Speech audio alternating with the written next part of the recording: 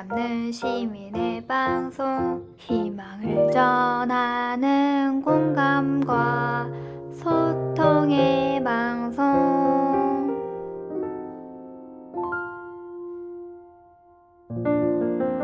시흥의 희망을 전하는 방송 시흥 FM입니다.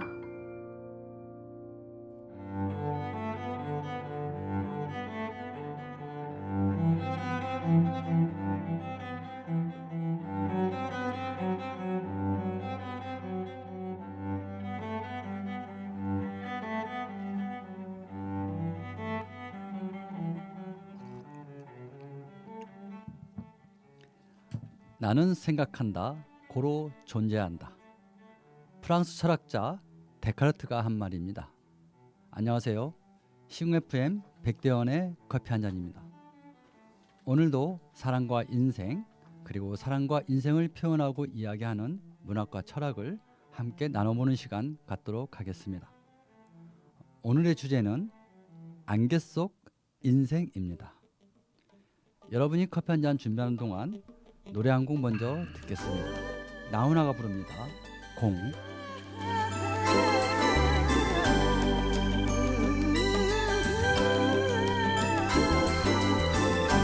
살다 보면 알게 돼 일러주지 않아도 너나 나나 모두 다 어리석다는 것을 살다 보면 알게 돼 알면 웃음이 나지 우리 모두 얼마나 바보처럼 사는지 잠시 왔다 가는 인생 잠시 머물다갈 세상 백년도 힘든 것을 천년을 살겠잖아 살다 보면 알게 돼 버린다는 의미를 내가 가진 것들이 모두 부질없다는 것을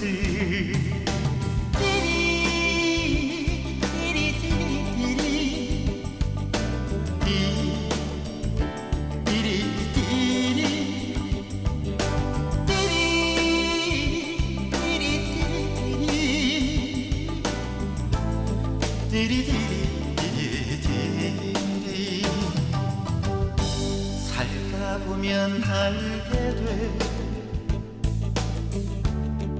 알고 싶지 않아도 너나 나나 모두 다 미련하다는 것을 살다 보면 알게 돼 알면 이미 늦어도 그런 대로 살만한 세상이라는 것을 잠시 스쳐가는 정취 훌쩍 가버린 세월 백년도 힘든 것을 천년을 살겠잖아 살다 보면 모 작가의 거꾸로 돌아볼까요라는 글이 있어서 먼저 읽어보겠습니다. 아, 나는 왜 그래? 왜 나는 이렇게 바보 같지? 내 인생은 왜 이리도 질퍽질퍽한 거지? 남들은 저렇게 멋지고 화려하게 사는데 나는 뭐야? 나는 뭐냐고. 아, 왜 이렇게 눈물이 나는 거야? 왜 이 눈물의 의미는 뭐냐고. 내일 상환해야 할 카드 대금은 어쩌지? 어제 막지 못한 아파트 담보대출금은 또 어쩌고, 며칠 후면 아들 녀석 학원비, 그리고 또 며칠 후면 딸의 레슨비. 이런 것들의 진정한 의미는 뭐야? 머리 아파, 가슴이 울컹울컹, 곧 쓰러질 것 같아. 당신은 당신의 마음속에 있는 검은 그림자의 조종을 받고 있습니다. 다시 거꾸로 돌아볼게요. 와우, 이 멋진 내 얼굴은 뭐야? 이 나이에 겨우 이 정도의 주름. 내 인생은 비록 저들처럼 화려하진 않지만 너무 좋아. 아우 황홀해. 왜 이렇게 실없이 웃음이 나는 거야? 다음 달에 남편 보너스 타니깐 옆집 순이네에서 카드값 좀 잠깐 빌려야겠다. 어제 밀린 거 까이 거 며칠 밀리고 연체금 좀 내지 뭐. 그 녀석 학원 다녀서 성적이 좀 올랐지?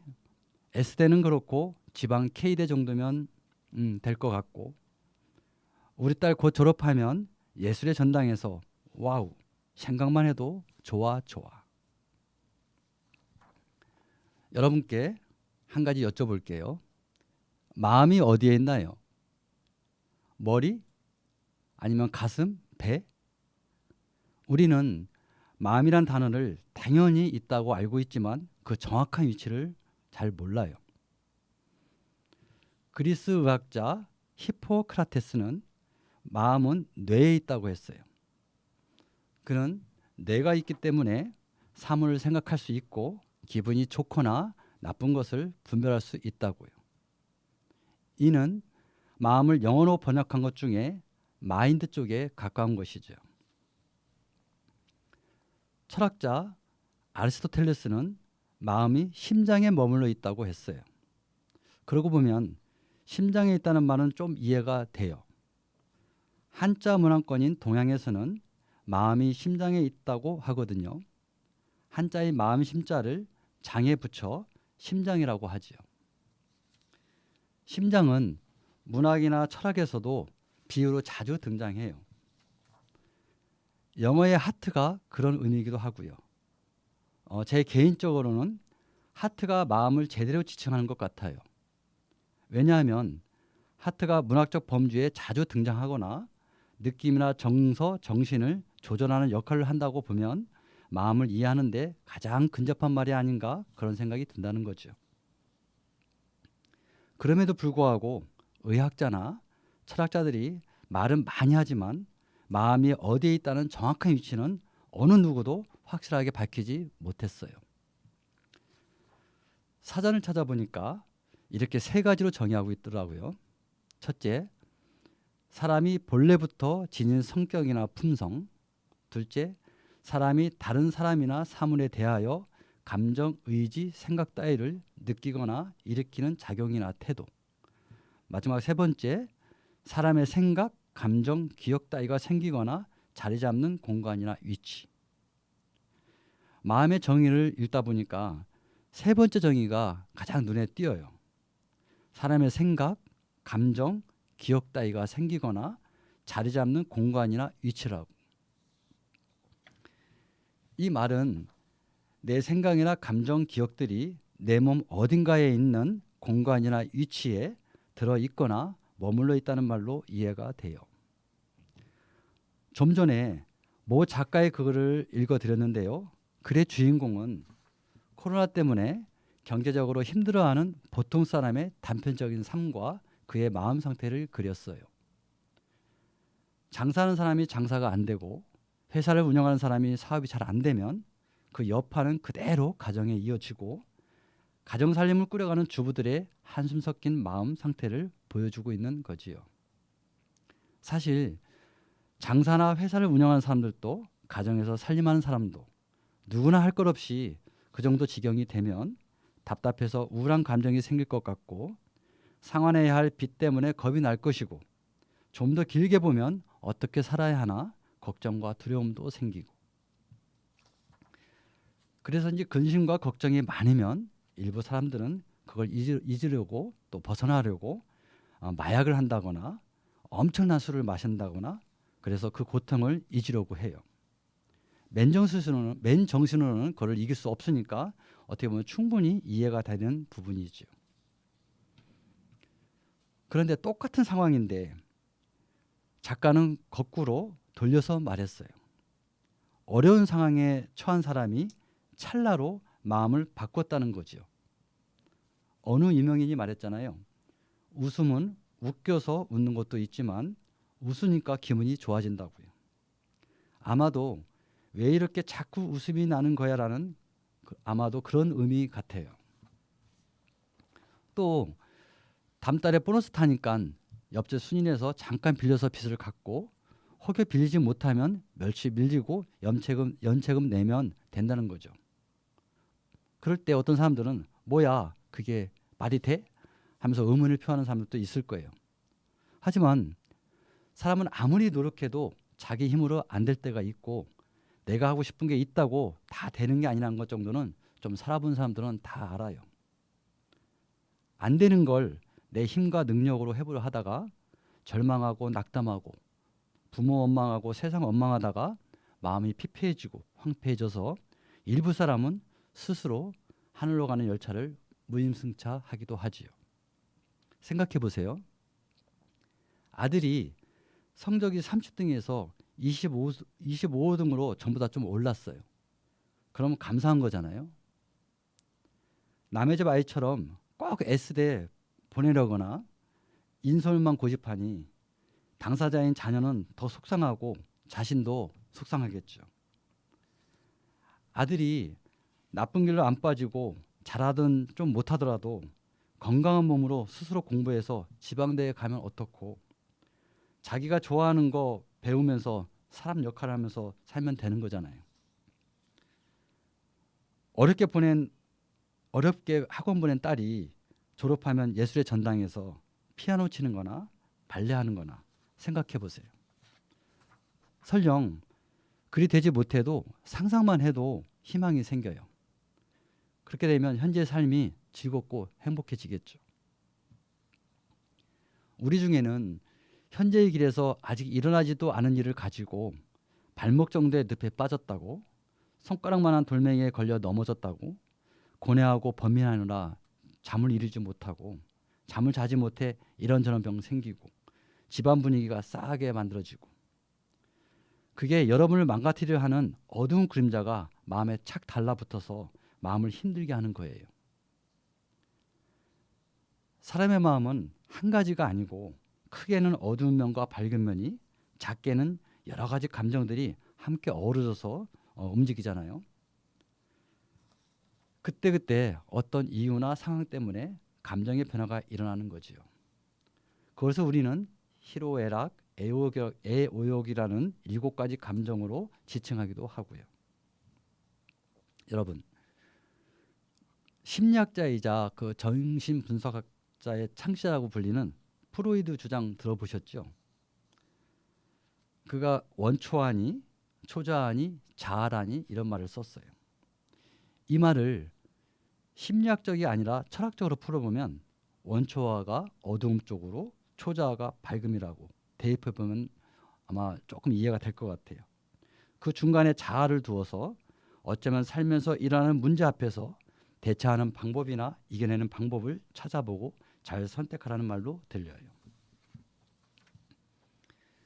이 말을 좀 더 보면 어차피 인간의 마음은 2가지가 있으니까 살면서 어려움이 닥치면 마음을 잘 조절해서 이겨내야 한다는 말이죠.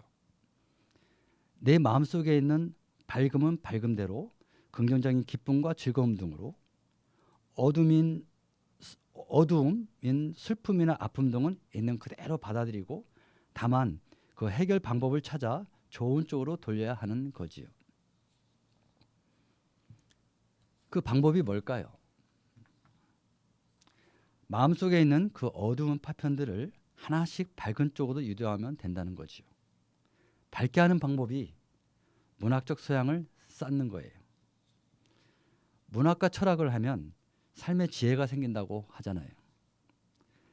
인생을 안개에 비유하면 그 안개 속에서 벗어날 수 있는 방법이에요. 문학적 소양이 커지면 이렇게 달라져요. 한 가지만 예를 들어볼게요. 마음속에서 나를 힘들게 했던 타인과의 비교가 점점 사라져요. 나보다 더 가진 자만 보면 불평하고 원망하고 시기하고 질투했던 마음, 또 나보다 가진 게 부족한 사람을 보면 상대적 위안을 갖는 저질스러운 마음, 즉 문학적 소양을 기르면 더 가진 자든 덜 가진 자든 그들과 나를 비교하지 않아요. 왜냐하면 사람마다 태어난 이유, 목적 등이 다 다르다는 것을 알게 되니까요. 그러면서 마음에 평안이 깃들면서 얼굴에 생기가 돌고 삶도 밝아지는 거죠.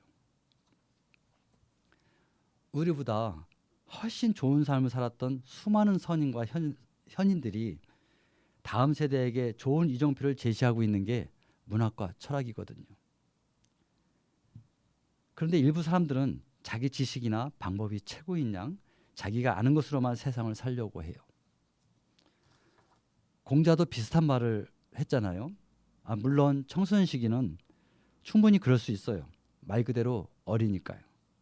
근데 공자의 말대로 30이라고 하는 일임이나 40의 부록, 50의 지천명이 넘어가는데도 아직도 자신의 방법을 고집하고 짐승 쪽에 가깝게 행동하는 사람이 있어요. 남보다 상대적으로 돈 좀 많다고, 어쩌다가 줄 잘 서서 권력의 자리에 앉았다고, 여러 가지 스펙이 있다고, 그게 영원할 것처럼 자기 중심으로 살아요. 그런 사람들을 옹고집이니 똥고집이니 오만, 독선, 아집 등을 가진 사람이라고 지칭하죠. 현인들이 봤을 땐 참으로 어리석고 무지한 자들인 거죠. 그러니 지금 사는 게 조금 힘들다고 내 마음에 어두운 가시를 심지 마시란 거예요. 있는 것도 빼내서 없애야 할 판에 사는 상황이 어렵다고 오히려 대못을 스스로 받고 있어요. 들어보셨죠? 마음은 채우는 게 아니라 비우는 거라고. 자기 중심으로 사는 사람들에게 스스로 늪으로 발걸음을 옮기는 사람들에게 모 작가의 글을 읽어드리면서 오늘의 주제를 정리해 보도록 하겠습니다. 무너지는 사람들의 증상. 무너지는 사람들의 증상 순서는 다음과 같다.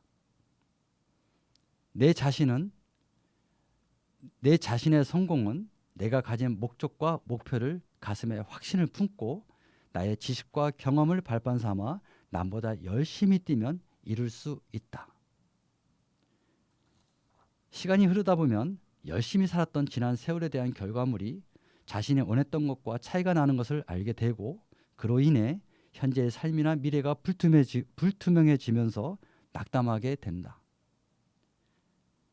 낙담이 이어지면 번민하게 되는데 반복된 번민은 스트레스나 우울 등 정신적인 문제로 이어진다. 정신적인 문제는 필연적으로 육신의 질병과 직결된다. 밤마다 세상과 남을 탓하며 오늘의 답답함을 달래기 위해 술과 담배, 마약 등 쾌락을 쫓게 된다. 정신과 육신의 균형이 깨지기 시작하면 그 순간부터 절망이나 회의 등 타인의 눈에도 불편할 정도의 장면을 연출한다. 균형이 심하게 흔들리면 자신의 글쎄에 따라 이런저런 방법으로 생명을 꺾는 경우도 있는데 그것이 자살 충동에서 멈추면 다행했지만 죽음으로 이어진다면 당사자도 그의 가족들도 큰 불행이 아닐 수 없다. 여기서 죽음, 즉 자살은 정말 무서운 것이다. 나만 죽은 것으로 끝나는 것이 아니라 나로 인해 남겨진 가족들의 삶은 어두운 구렁텅이로 빠져든다거나 나와 똑같은 전철을 밟는 경우가 생긴다.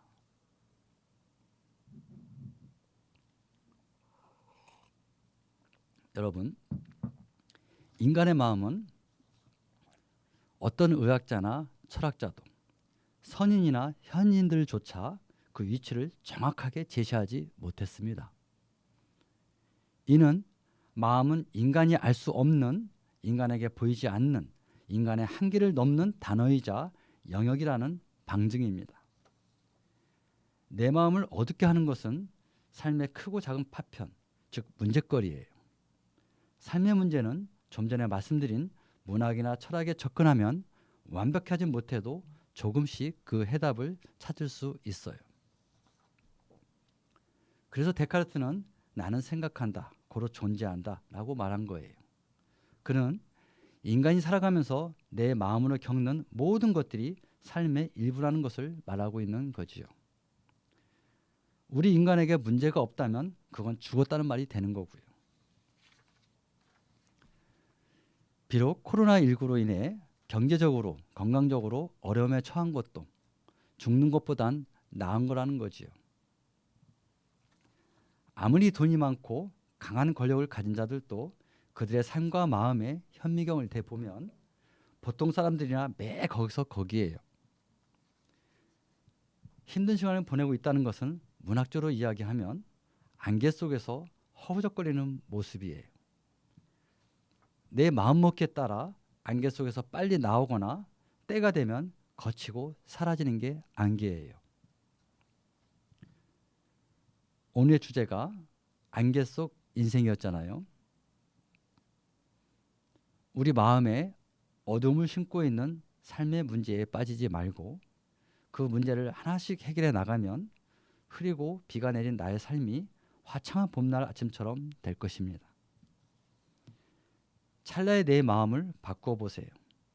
모든 어려움은 바람과 함께 사라지고 내 삶은 태양이 됩니다. 오늘은 철학자 데카르트가 말했던 나는 생각한다, 고로 존재한다 란 말을 다시 한번 전하면서 이만 마치도록 하겠습니다. 지금까지 시흥 FM 백대현의 커피 한 잔이었습니다. 더운 날씨 건강 조심하시고 다음 주에 뵙겠습니다. 감사합니다.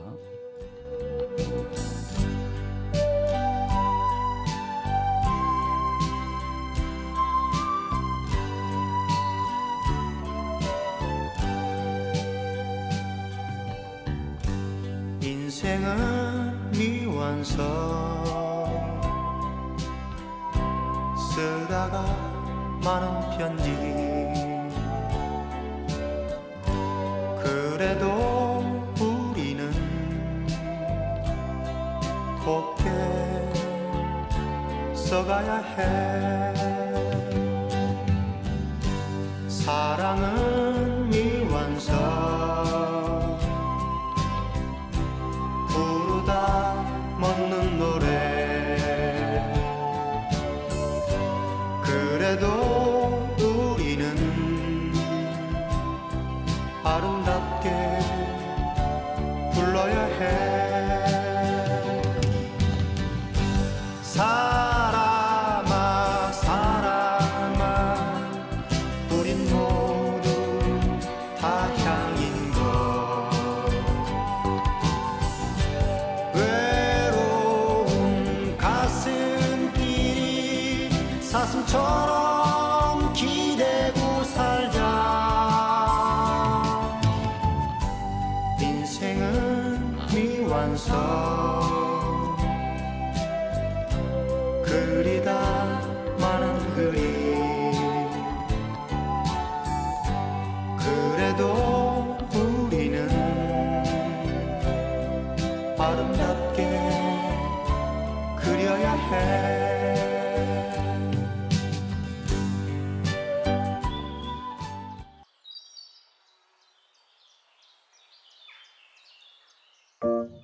시흥 시민들의 목소리를 담는 시민의 방송 희망을 전하는 공감과 소통의 방송